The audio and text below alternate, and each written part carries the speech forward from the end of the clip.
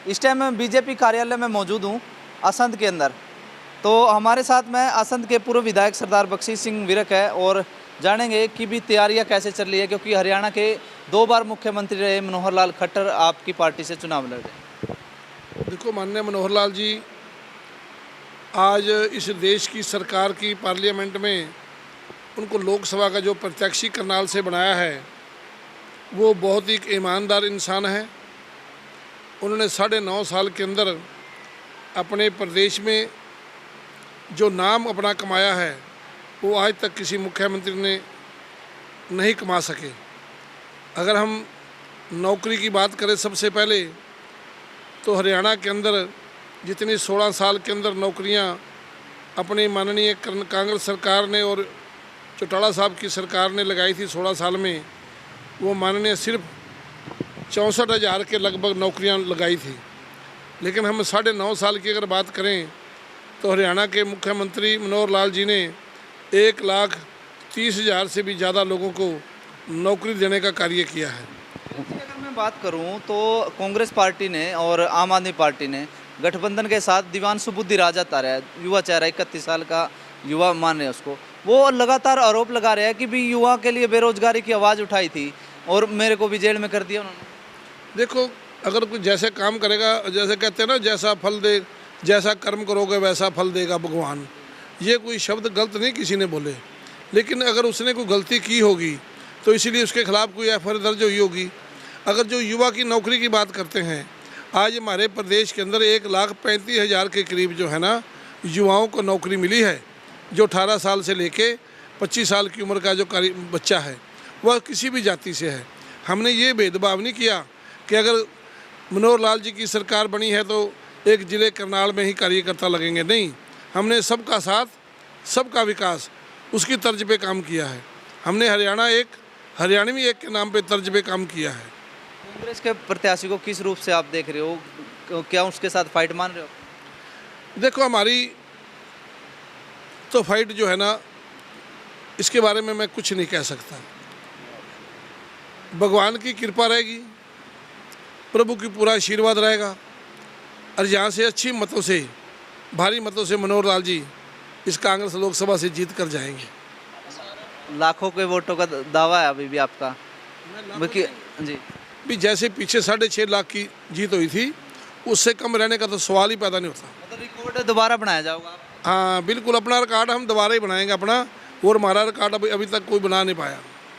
एक पर्चा ले रहे हैं, वो कह रहे हैं अभी हम पेंशन को बढ़ा देंगे, जो खाली पड़े पद है उनको भर देंगे अगर कांग्रेस को वोट दिया, और जो जिनकी मनरेगा वाले बहुत सारी स्कीम सी लेके आ रहे हो, पूरा पर्चा उन्होंने बना रखा है। क्या आप जब जनता के बीच में जा रहे थे, जो उनकी समस्याएं सुन रहे थे, क्या किसी कांग्रेस का आपको सूचना मिली हो भी कोई कांग्रेस का नेता आया हो, जनता की समस्या उन्होंने सुनी हो? मैं तो काफ़ी दिनों से अपने हर बूथ के ऊपर मीटिंग ले रहा हूँ। मुझे आज तक कोई ऐसा आदमी नहीं मिला कि हमारे बीच में कोई कांग्रेस का कार्यकर्ता आया हो जिसने हमारे को ये बात कही हो कि हम पेंशन इतनी लगाएंगे, हम मनरेगा के अंदर सुधार करेंगे, हम जो भी मतलब युवाओं को नौकरी देंगे।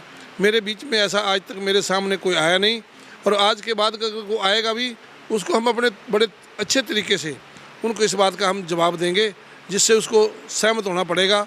आज प्रदेश के अंदर जो मनोहर लाल जी ने गरीब परिवारों के लिए, जो महिलाओं के लिए जो बच्चा होता था उसके लिए उसको 6,000 रुपये उसको मतलब दिया जाता है उसके पालन पोषण के लिए, उसकी सेहत के लिए। और जो गरीब परिवार है जिनको 60,000 रुपया कांग्रेस सरकार में कच्चे से पक्का मकान बनाने के लिए देती थी, आज सरकार जो है मोदी जी की सरकार, मनोहर जी की सरकार ने 2.5 लाख रुपए देने का कार्य किया है। और इसी तरह से जो मकान हम रिपेयर कराते थे, गरीब आदमी का मकान जब रिपेयर कराते थे तो हमें 25,000 रुपये कांग्रेस सरकार में मिलता था, आज हमें 80,000 रुपये मिल रहा है। अगर किसी गरीब की बेटी की शादी पे हमें पहले 21,000 रुपये कन्यादान मिलता था, आज हमें इस सरकार के अंदर 71,000 रुपये गरीब की बेटी की शादी पर दिया जाता है। इससे बड़ी उपलब्धि और क्या हो सकती है? तो कह रहे हैं कि बीजेपी ने विकास ही नहीं किया। नहीं, देखो, अगर कोई ऐनके लगा के आएगा, चश्मा को ऐसा काला चश्मा लगा के आए जिसमें उनको दिखाई ना दे, उसकी तो बात मैं कुछ कह नहीं सकता। लेकिन ज़मीनी स्तर पर जो काम की बात है वो तो आपको भी पता है। देखो, आप लोकल रहने वाले हो, आपके तो साथी जो हैं साथ में वो तो हमारे पोपड़ा गांव के ब्लॉक समिति के मेंबर भी हैं।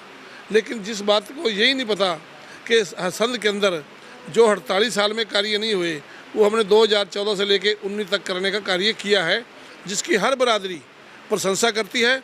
और प्रशंसा वो नहीं करते कि जो भारतीय जनता पार्टी का कार्य करता है। आज कांग्रेस वाले भी इस बात की प्रशंसा करते हैं कि जो काम हम नहीं कर पाए वो सरदार बख्शीश सिंह जी ने और भाजपा ने किए हैं। क्या बुद्धि राजा फाइट कर पाएगा या मैदान से पहले ही बार हो जाएगा?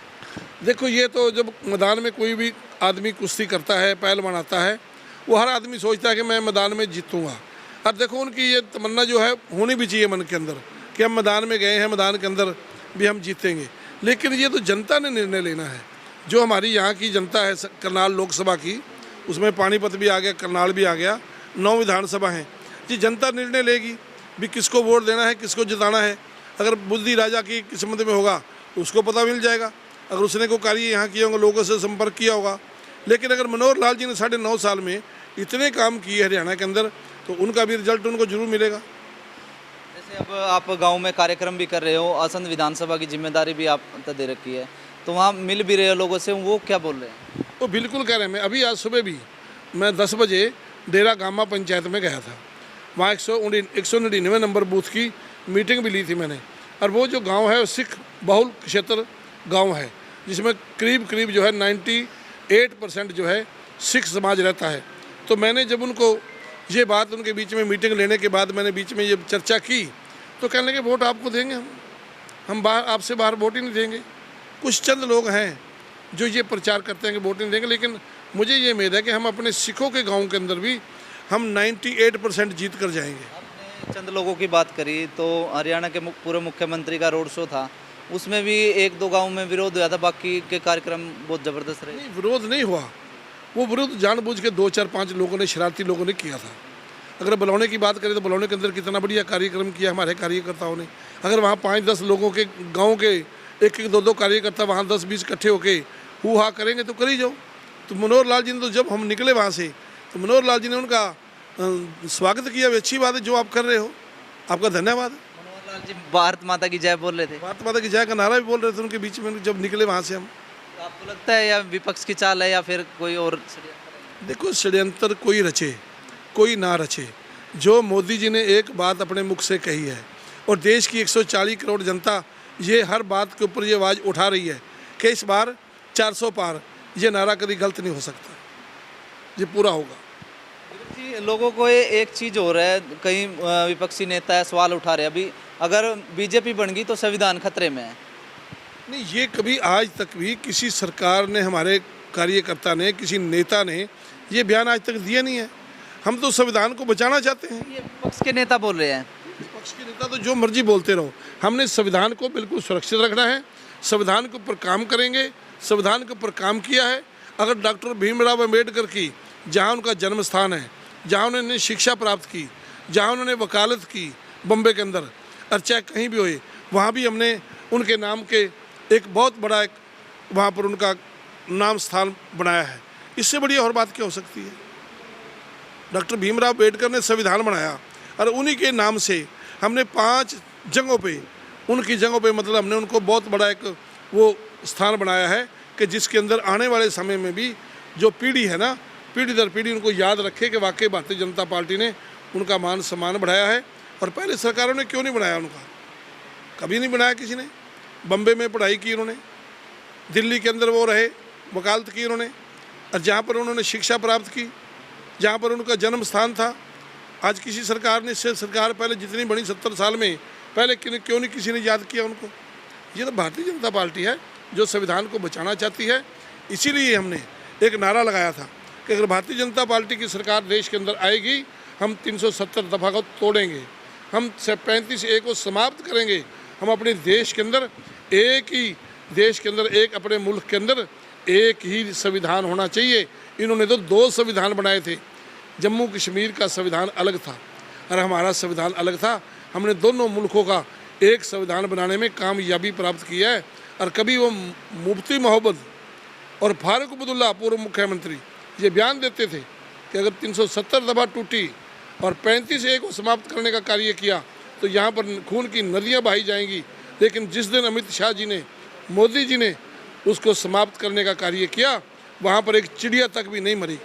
इससे बड़ी और खुशी की बात क्या हो सकती है। जैसे आपके जो समर्थक देख रहे हैं उनको क्या कुछ समझे? मैं अपने समर्थकों से ये कहता हूँ कि आज हमारे हर कार्यकर्ता का मनोबल बड़ा ऊंचा है। हम अपने गांव-गांव में जाके अपने बूथों पे अपनी जो कमेटी हमने बनाई थी, एक पन्ना प्रमुख बनाया था, एक पालक बनाया था, एक BLA 2 बनाया था, उनके साथ पन्नों के एक एक कार्यकर्ता, हर पन्ने का हमने एक फार्म ले आए थे।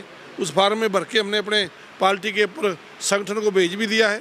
कुछ 2 दिन के अंदर जो कार्य पूरे होने वाले हैं उसको और पूरा करके 242 बूथों की लिस्ट जो है अपने संगठन को हम दे देंगे। बिल्कुल भाई, आपने सुने हैं असंध के पूर्व विधायक सरदार बख्शी सिंह के विचार सुने, और आप सबका क्या कुछ सोचना है कमेंट सेक्शन में ज़रूर बताइए। जितने भी साथी सन ऑफ हरियाणा के लिए जुड़े हैं सबका बहुत बहुत धन्यवाद।